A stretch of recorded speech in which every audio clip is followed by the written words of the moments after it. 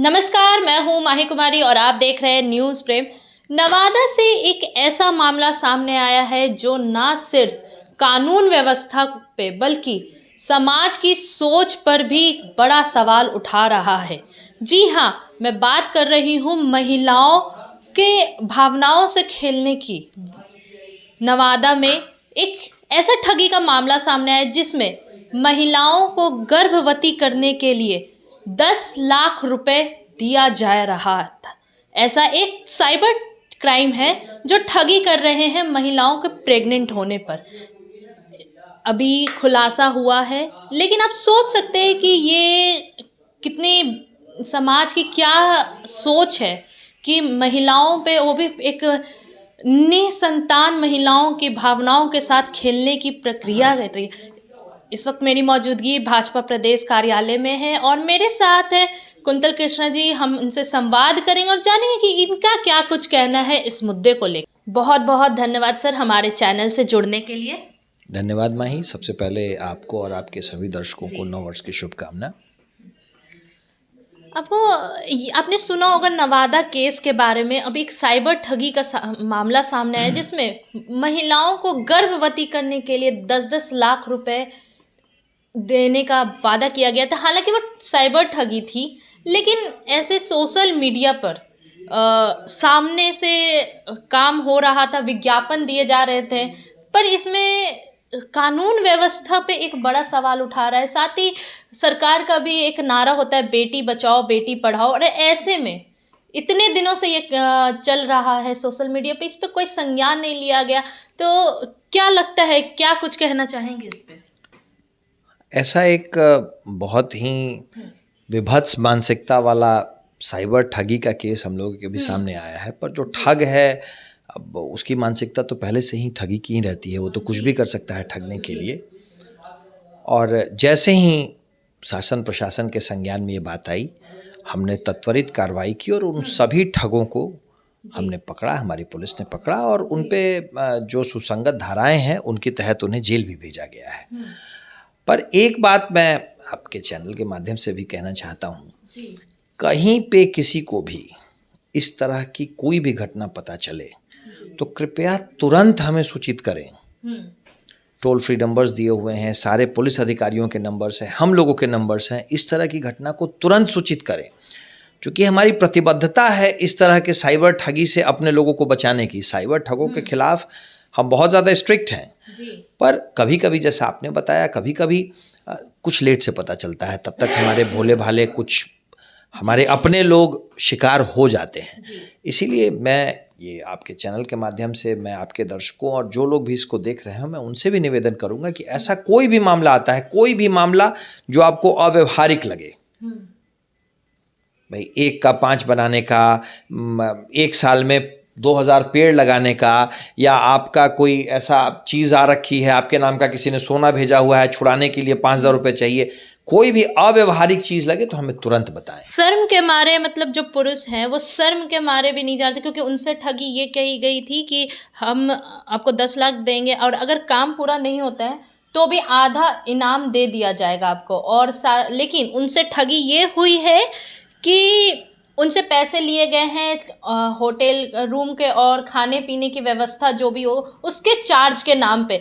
तो जब ये हो रहा था तब साइबर सिक्योरिटी की बात कही जाती है। इंडिया में काफ़ी अच्छे अच्छे साइबर सिक्योरिटी के लोग हैं, फिर भी ये जब काम हो रहा है तो फिर पकड़े क्यों नहीं जाते ये लोग? भाई, इस चीज़ के लिए हम लोग भी विचार कर रहे हैं कि हम अपनी साइबर सिक्योरिटी को और मजबूत बनाएं। पर हमारी और आपकी भी गलती है ना।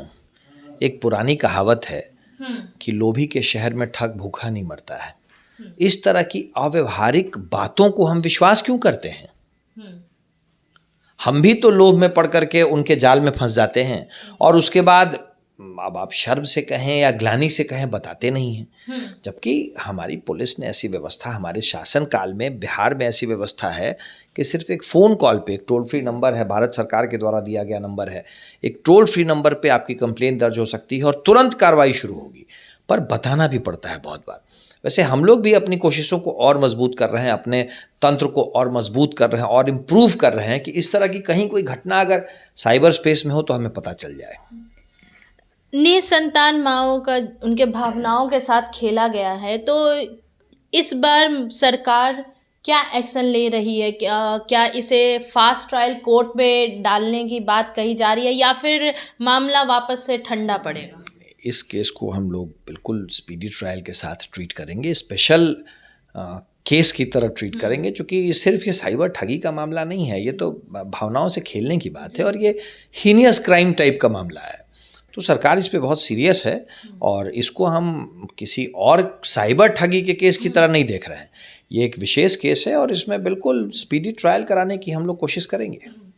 महिलाओं के सम्मान में अभी लगातार ऐसे हमले हो रहे हैं। अभी कुछ दिन पहले भी उत्तराखंड के मंत्री के पति गिरिधारी लाल साहू ने भी एक बिहार की महिलाओं के लिए एक विवादित विवादित बात कही है, जो सोशल मीडिया पे आप भी जानते हो काफ़ी वायरल हो रहा है। महिलाओं के रेट लगाए थे 20 से 25 हज़ार। तो लगातार अगर ऐसा हो रहा है तो सरकार अभी तक इस मुद्दे को लेकर संज्ञान नहीं लिए, जैसा कि मैं बताऊं सोशल मीडिया पे अभी तो ये वायरल हो ही रहा है और बिहार की महिलाओं के लिए ये कहा गया।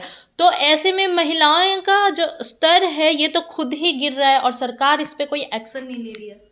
नहीं, वो जो घटना हुई थी उस पे हम लोगों ने तुरंत संज्ञान लिया, उसकी भर्त्सना की और उन्होंने किस तरीके से पेश किया गया ये तो अलग विषय है, पर उन्होंने जो भी बात कहा उसके लिए तुरंत सार्वजनिक रूप से माफ़ी मांगी। पर क्या माफ़ी मांगना उन सभी महिलाओं का बेइज्जती होने के बाद क्या आपकी तरफ से इनफ है? देखिए, इनफ और नॉट इनफ की बात नहीं होती है, लेकिन उस आदमी को अपनी गलती का एहसास हुआ। उसके बाद भी अगर कहीं किसी ने कोई कंप्लेन की होगी तो उस पर हम देखेंगे। अभी तक तो कहीं कोई वैसी कंप्लेन आई नहीं है। उन्होंने माफ़ी मांगी और एक बात और है, इस तरह की चीज़ों को जिससे कि भावनाएं आहत होती हैं, इस तरह की चीज़ों को वायरल करने से भी बचना चाहिए। इस पे भी हम लोग देख रहे हैं कि कुछ जो अनवांटेड चीज़ें हैं उसको वायरल करने वाला ये जो ट्रेंड है, इस पे भी हम लोग कुछ करेंगे। जो चीज़ पता है कि जो चीज़ समाज के प्रतिकूल नहीं है उसको सिर्फ टीआरपी के लिए वायरल करना ये भी बर्दाश्त नहीं होगा। मतलब आप लोग इस पर भी संज्ञान लेंगे। वहीं बात करें एक और, अभी जहां महिलाओं को साइलेंट वोटर्स कहा जाता है और अभी चुनाव में भी देखा गया कि महिलाओं ने बढ़ चढ़कर हिस्सेदारी ली, पहले से भी ज़्यादा वोटर्स महिलाओं के हैं।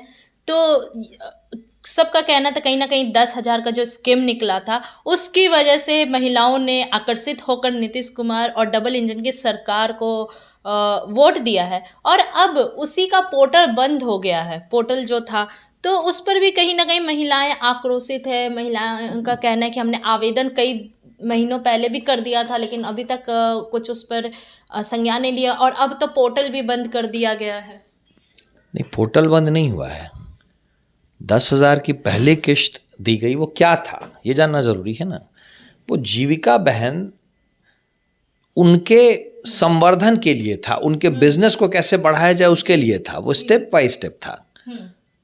जिन लोगों ने अगले स्टेप तक अपना काम कर दिया है उन लोगों को दूसरी किस्त भी मिली है, तीसरी किस्त भी मिलेगी। हम तो 2 लाख रुपए। अब महिलाएं आवेदन नहीं कर पा रही। अब ये महिलाओं के लिए नहीं था ना, ये जीविका बहनों के लिए था। ये हमारे आपके लिए नहीं था, हमारे घर के और आपके घर की महिलाओं के लिए नहीं। गरीब महिला जो अपना व्यवस्था करना चाहती है। नहीं, 2006 से जीविका बहनों का हमने जीविका का एक एसएचजी बनाया है जिसमें तकरीबन 1.5 करोड़ हमारी महिलाएं हैं, हमारी बहनें हैं। उन बहनों के लिए थी, चूंकि ऑलरेडी वो अपने आप को प्रूव कर चुकी हैं। जीविका का बिहार में जो जीविका बना उसका प्राइवेट मार्केट कैपिटलाइजेशन 50,000 करोड़ से ऊपर है। तब हमने सोचा कि जो लोग खुद से बिना बहुत ज्यादा मदद के 50,000 करोड़ रुपए का मार्केट कैपिटलाइजेशन रखते हैं उनकी मदद की जानी चाहिए। मतलब आपके कहने का मतलब है ये सभी महिलाओं के लिए नहीं था, ये सिर्फ जीविका कर्मियों के लिए था। जी, एक विशेष वर्ग की महिलाओं के लिए था और उन्हें मिला। वो जो 10,000 रुपए मिले वो बिल्कुल आपके हैं। अब आपको उसको कैसे यूटिलाइज कर रहे हैं इस पर डिपेंड करता है कि आगे आपके साथ क्या होगा। जो लोग सही से इस्तेमाल कर रहे हैं, हम तो 2 लाख रुपए देना चाहते हैं, 10,000 हम तो हर उस व्यक्ति को जो कि करता है क्वालिफाई, हर उस क्वालिफाइड महिला को, हर उस क्वालिफाइड बहन को हम तो 2 लाख रुपए देना चाहते हैं। आप तो 10,000 की ही बात कर रहे हैं, हम तो 2 लाख की तैयारी में हैं। लेकिन आप उस कैटेगरी में आए। तो मतलब ये जो क्लैरिफिकेशन था ये बहुत ज़रूरी था, क्योंकि महिलाओं को दिक्कत हो रही थी, आवेदन दे रही थी पर उन्हें मिल नहीं रहा था।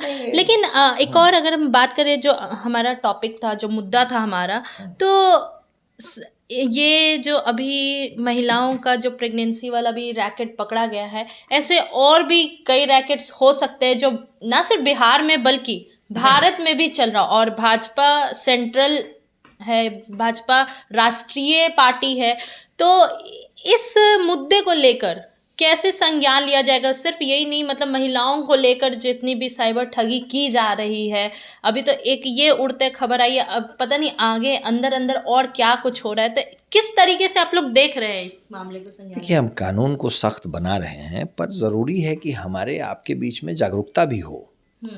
कोई भी ऐसी चीज़, पहले तो आप किसी अननेचुरल चीज़ के लोभ में मत पड़े। मैंने कहा ना कि ठगों के शहर में लोभियों के शहर में ठग भूखे नहीं मरते हैं। तो सबसे पहले तो आप लोभ मत करें, जागरूक रहें। और हम तो कानून बनाएंगे ही बनाएंगे। हम तो कानून इतने सख्त बना देंगे कि ठगी करने से पहले 4 बार सोचेंगे लोग। आप निश्चिंत रहें। जो व्यक्ति समाज में भोले भाले लोगों को गुमराह करेगा वो जेल में नजर आएगा। बहुत बहुत धन्यवाद सर। तो आपने सुना प्रवक्ता कुंतल कृष्णा जी की बात। उन्होंने साफ साफ कहा है कि महिला सशक्तिकरण जो बना रहे हैं हम, वो बात गलत नहीं है। साथ ही उन्होंने ये भी कहा है कि महिलाओं की सुरक्षा को देखते हुए अभी हम लोग और आगे कानून व्यवस्था को तैयार कर रहे हैं और बेहतर करने की कोशिश कर रहे हैं। और जो उत्तराखंड वाला मामला था उस पर भी जो नेता थे उन्होंने माफ़ी मांगी है। और ये हाल में जो अभी गर्भवती महिलाओं के नाम पर जो ठगी की जा रही थी, उस पर भी फास्ट ट्रायल कोर्ट पर स्पेशल केस के तौर पर हम इस पर मामले को देखेंगे। फिलहाल के लिए इतना ही। मैं माही कुमारी, न्यूज़ फ्रेम, पटना से।